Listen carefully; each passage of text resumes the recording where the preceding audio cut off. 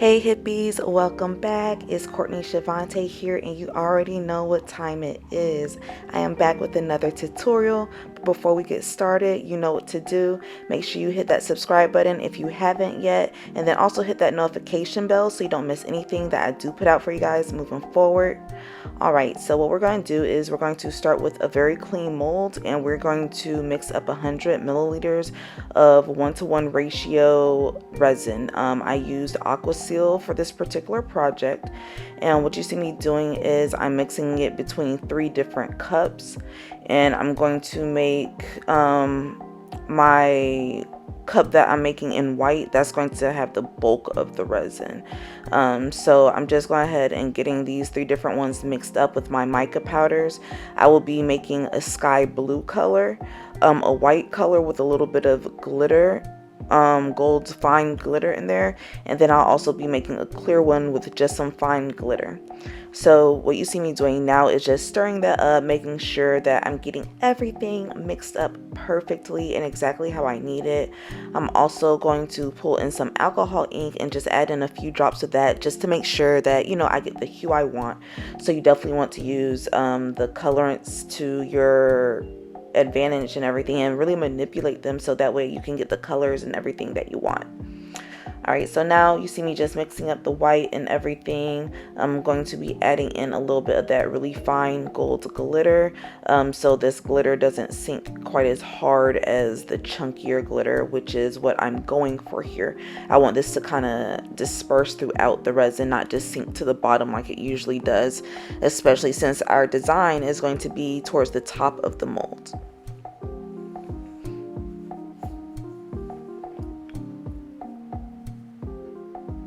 Alright, so once you got that mixed up how you need it and everything, you're going to start with that clear and gold.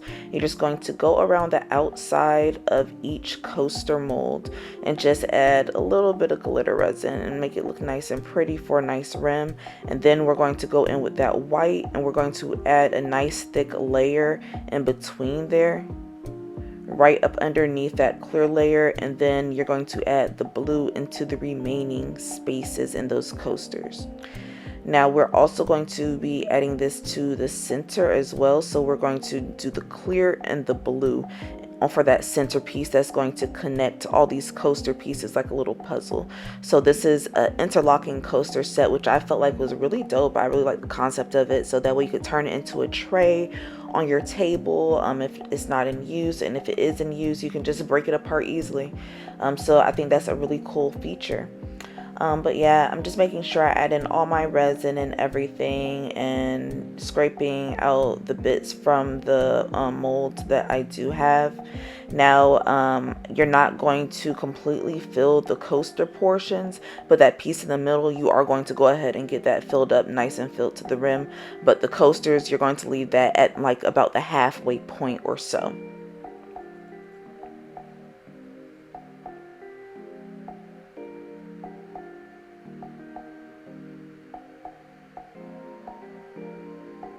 Alright, so once you pulled all your resin out of the cups, you're just going to take a toothpick and you're going to just manipulate the resin a bit so that way it blends into each other and it's not just sitting there creating that really harsh line, because that's not really what we want. We don't want it super mixed and super blended, but we do want it blended a bit. Go ahead and spray a little bit of alcohol to release the bubbles, and then go back in with your toothpick to create more swirls and just give it a little bit more interest in everything. And then you're just going to let that cure.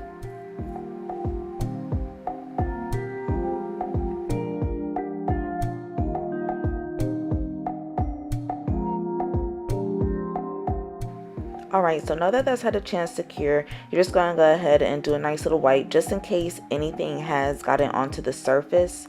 From here, you're going to just go ahead and open up your polyurethane. I am using Brightone, which I will link below. I got it from Amazon. I'm just adding some drops of this into my glitter mix. You want to make sure that it's thick, but it's not too thick to where you can't manipulate the glitter.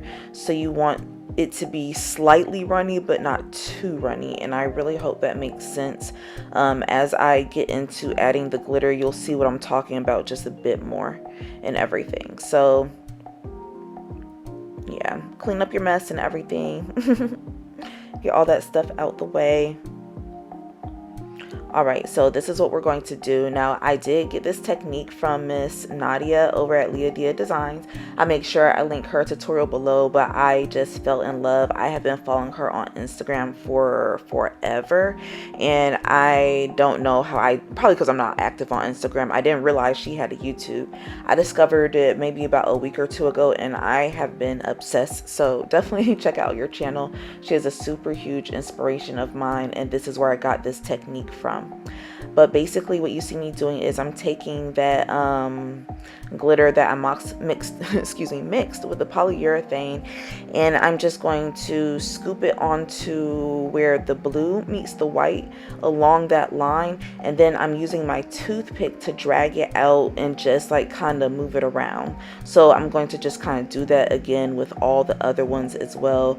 You see me just kind of like adding that nice thick line, and then I use my toothpick to drag it out because you want to create a lot of peaks and hills and valleys and stuff like that, and that's what's going to give us the look that we're going for here. So definitely take your time. This is also why we're using the polyurethane. I sped this part up. I believe it's maybe about 8 minutes long or so, but this portion actually took me about an hour and 10 minutes, somewhere along there. So I sped this up heavily for you guys so you didn't have to sit through it and whatnot. But yeah, just a heads up so you know what's going on. But yeah, go ahead and just manipulate that. It gives you a lot of working time, so that way you can get it perfected to exactly how you need it. And if it does loosen up on you a bit, just add a little bit of polyurethane, and then you'll be able to move it around just a bit more, so that way you can continue manipulating the glitter, just so that way it's how you want it.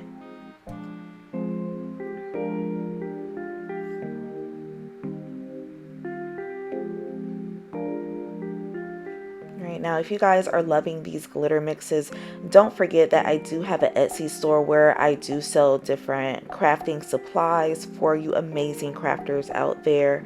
I have mystery boxes. They are available now. They come with so many different things inside them. I'll be releasing some glitter mixes soon. I'm still finalizing them and getting them ready for purchase and all that good stuff.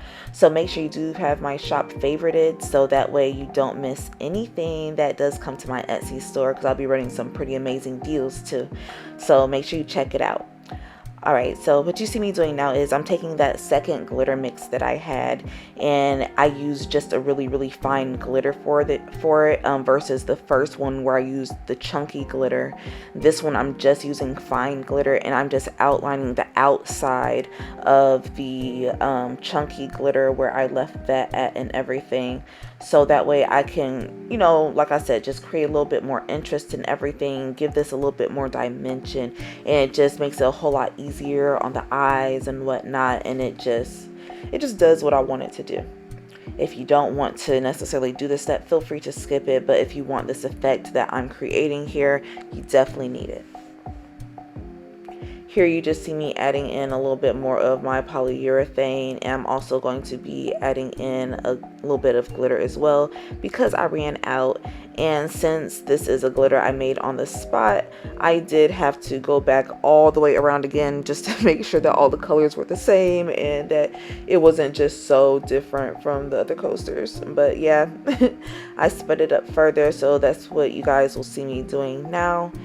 And I'm just going to let you enjoy that part until we move on to the next step.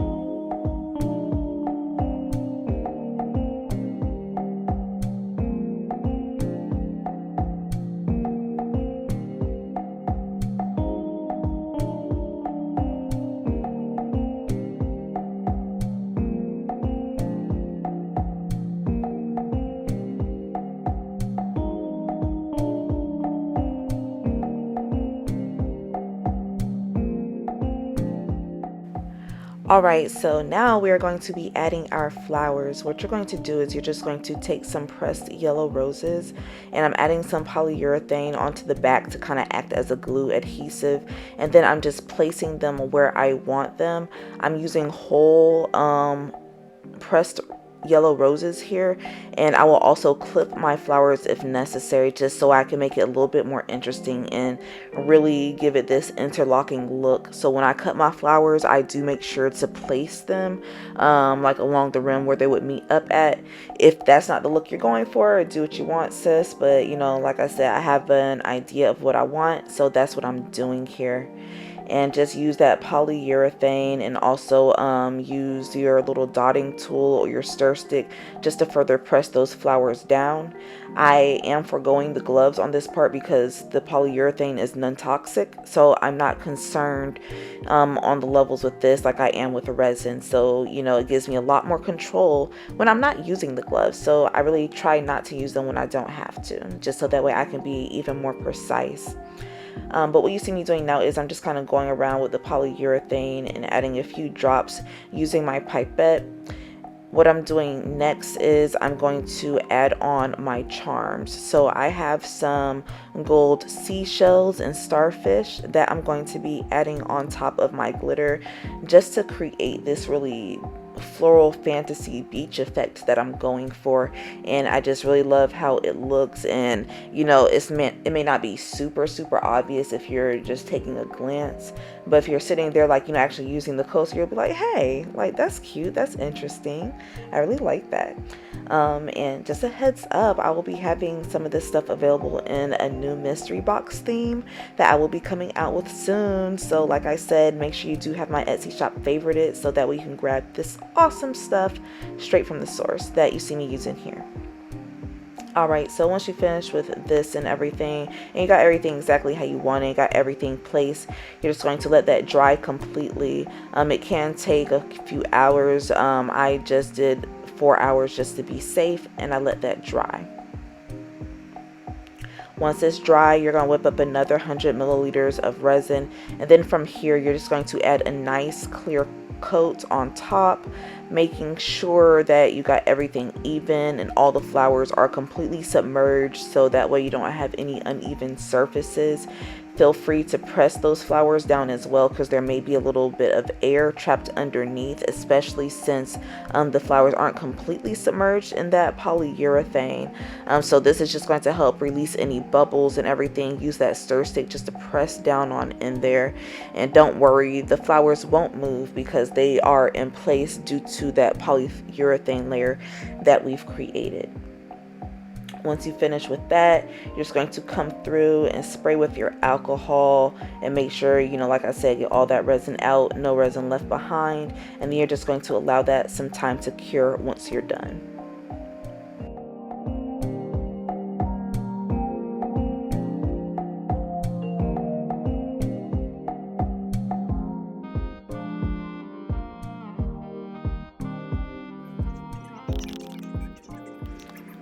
Alright, perfect. So once that's nice and hard, you're just going to go ahead and wiggle this right from your mold. So go ahead and release each and every piece, so that way we can go ahead and move on to our next step. Alright, go ahead and pull any excess bits off that may be on those edges with your fingers or your nail, whatever tool you may use for this. Just go ahead and pull off any excess, and then you'll see me take my sanding block that you've seen me use a million times, and you're just going to sand down any sharp edges because we don't want any fingers getting cut, adults or children, and we also don't want any furniture getting scratched up. So just go ahead and go through on each of the sharp grooves and just make sure that, you know, they're not sharp, and continue on with each piece so that way you can get all that off. Make sure you test it with your finger. If you just rub it across lightly, you'll be able to find out right there exactly how sharp the edge still is or how dull you've gotten it.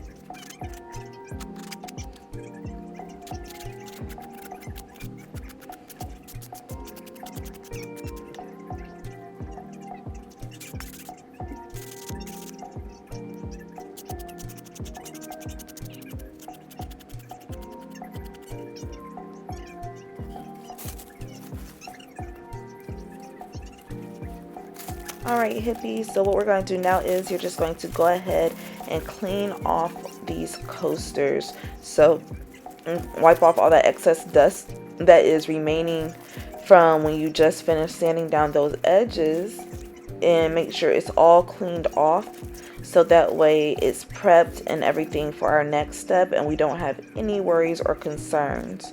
So I did have to come through on this one after I realized it's snagging the napkin. So that's what you see me doing here. This is one of the flowers that did poke up a tad, so I'm just smoothing it on out so that way it will sit like a glass will sit on it nicely. Alright, so what you see me doing here, I'm just putting everything on a piece of cardboard because I don't want any transfer of paint. I'm grabbing some acrylic paint markers. I'm taking the one that I have in this gold color. Shake it up really, really good so that way it's moved all around and you don't have any chunks or lumps or any issues with painting these. You're going to pull the paint to the surface if it's a new marker, and you do that just by pressing down and shaking the marker repeatedly and just making sure it's coming to the surface.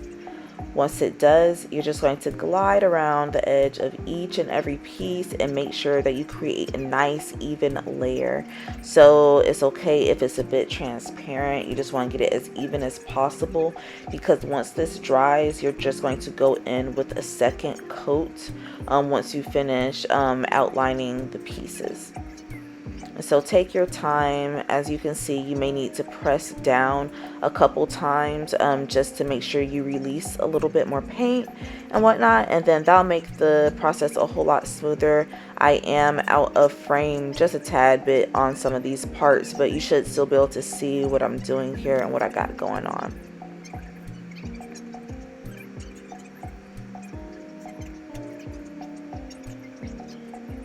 So just paint, paint, paint.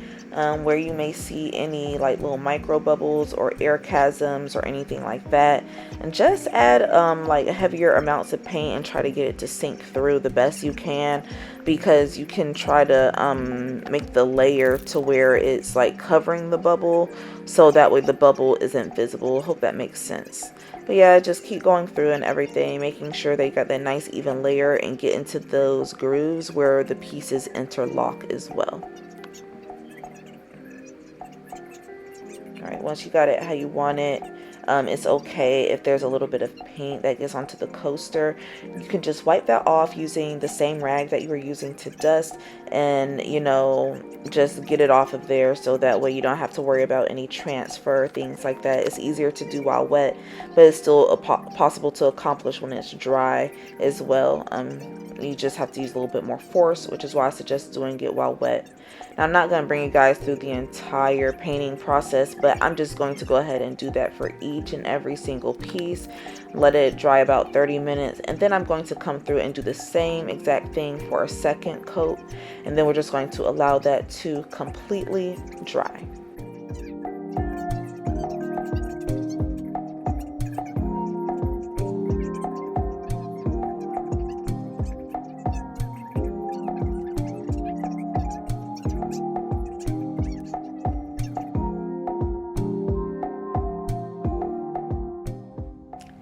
Ta-da!